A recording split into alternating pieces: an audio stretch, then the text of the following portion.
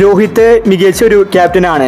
പക്ഷെ രോഹിത്തിന് ഇതുവരെ ഒരു വേൾഡ് കപ്പ് സ്വന്തമാക്കാൻ സാധിച്ചിട്ടില്ല. കഴിഞ്ഞ കൊല്ലം ഇന്ത്യ ഫൈനലിലാണ് തോറ്റിട്ടുണ്ടായിരുന്നത്. ഇപ്പോൾ ഇതാ വീണ്ടും ഇന്ത്യ ഫൈനലിലേക്ക് കടന്നിരിക്കുകയാണ്. ഇന്ന് ഇംഗ്ലണ്ട് ടീമിനെ തോൽപ്പിച്ച ശേഷം രോഹിത് ശർമ്മ ഡഗൌട്ടിലിരുന്ന് കരയുകയായിരുന്നു. ഈ സമയത്ത് സഞ്ജുവും കോഹ്ലിയും ചെയ്ത കാര്യമാണ് ഇപ്പോൾ സോഷ്യൽ മീഡിയയിൽ ട്രെൻഡിങ് ആയിരിക്കുന്നത്. ഇതിനെക്കുറിച്ചാണ് നമ്മൾ ഇന്നത്തെ വീഡിയോയിൽ നോക്കുന്നത്. ഇത്തരം ക്രിക്കറ്റ് ന്യൂസിന് വേണ്ടി ഈ ചാനൽ മറക്കാതെ സബ്സ്ക്രൈബ് ചെയ്യൂ. ഇംഗ്ലണ്ട് ശരിക്കും നാണം കെട്ടു. ഇന്ത്യക്ക് ഇംഗ്ലണ്ട് ഒരു എതിരാളി പോലും അല്ലായിരുന്നു. വളരെ ഈസി ആയിട്ടാണ് ഇന്ത്യ കളി ജയിച്ചത്. ഇന്ത്യയുടെ ബൗളിങ്ങിന് മുന്നിൽ പിടിച്ചു നിൽക്കാൻ ഇംഗ്ലണ്ടിന് സാധിച്ചില്ല. 68 റൺസിന്റെ ചരിത്ര വിജയമാണ് ഇന്ത്യ സ്വന്തമാക്കിയത്. 2022 സെമി ഫൈനലിലാണ് ഇന്ത്യ തോറ്റിട്ടുണ്ടായിരുന്നത്. അതിന്റെ പ്രതികാരം ഇന്ത്യ വീട്ടിയിരിക്കുകയാണ്. ഇന്നത്തെ മത്സരത്തിൽ എടുത്തു പറയേണ്ടത് അക്സർ പട്ടേലിന്റെ ബൗളിംഗ് ആണ്.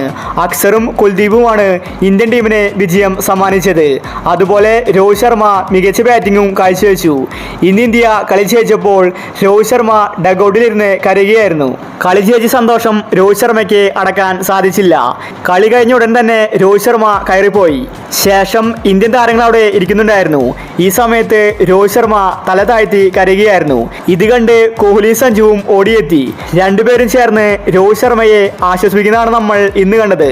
സഞ്ജുവിന് ഒരു അവസരം പോലും വേൾഡ് കപ്പിൽ രോഹിത് ശർമ്മ കൊടുത്തിട്ടില്ല. എന്നിട്ടും സഞ്ജുവിന് ശത്രുതയില്ല. രോഹിത് ശർമ്മ കരഞ്ഞപ്പോൾ രണ്ടുപേരും ഓടി വന്ന് അദ്ദേഹത്തെ ആശ്വസിപ്പിച്ചു. എന്തായാലും ഇന്ത്യൻ ടീം ഫൈനലിലേക്ക് കടന്നിരിക്കുകയാണ്. ഇനി ആഫ്രിക്കൻ ടീമിനെ തോൽപ്പിച്ചാൽ ഇന്ത്യക്ക് വേൾഡ് കപ്പിൽ മൊത്തമിടാം. വർഷങ്ങളായി ഇന്ത്യക്ക് ഒരു വേൾഡ് കപ്പ് ലഭിച്ചിട്ട് ഇപ്രാവശ്യം ഇന്ത്യ കപ്പ് നേടുമെന്ന വിശ്വാസത്തിലാണ് ആരാധകർ. ഇന്നത്തെ ഇന്ത്യയുടെ പ്രകടനം കണ്ടപ്പോൾ ആഫ്രിക്ക വരെ പേടിച്ചിരിക്കുകയാണ്. കാരണം അതുപോലത്തെ ബാറ്റിങ്ങും ബൗളിങ്ങുമാണ് ഇന്ത്യ ഇന്ന് പുറത്തെടുത്തത്. ഇപ്രാവശ്യം ഇന്ത്യ വേൾഡ് കപ്പ് സ്വന്തമാക്കിയേ മടങ്ങൂ. അപ്പോൾ ഇത്തരം ക്രിക്കറ്റ് ന്യൂസിന് വേണ്ടി ഈ ചാനൽ മറക്കാതെ സബ്സ്ക്രൈബ് ചെയ്യൂ.